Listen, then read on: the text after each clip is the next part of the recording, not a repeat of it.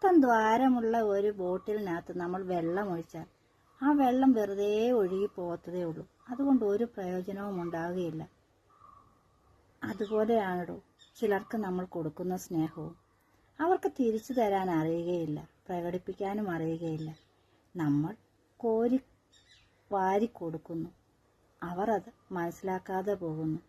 പ്രയോജനമില്ലാതെ എന്തിനാണ് നമ്മൾ അങ്ങനെ സ്നേഹത്തെ വാരി കോരി കൊടുക്കുന്നത്?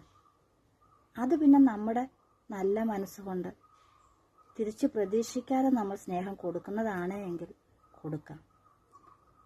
അല്ലാതെ വെറുതെ നമ്മൾ സ്നേഹം വാരി കോരി വയറ് നിറച്ചു കൊടുത്തിട്ടും അവർ അത് മനസ്സിലാക്കാനോ അതിനൊരു മൂല്യവുമില്ലടോ എന്ന് പറഞ്ഞു പോകുന്ന ചില ആളുകളുമുണ്ടടോ.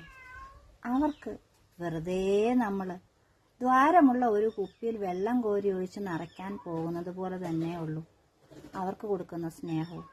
അവർക്കതിൻ്റെ മൂല്യവും മനസ്സിലാകില്ല. അവർക്ക് കൊടുക്കുന്ന സ്നേഹമൊട്ട് വേണ്ടതാനും. അവർ സ്നേഹത്തിന് വേണ്ടി പലയിടത്തും അന്വേഷിച്ചുകൊണ്ടിരിക്കുകയാണ്.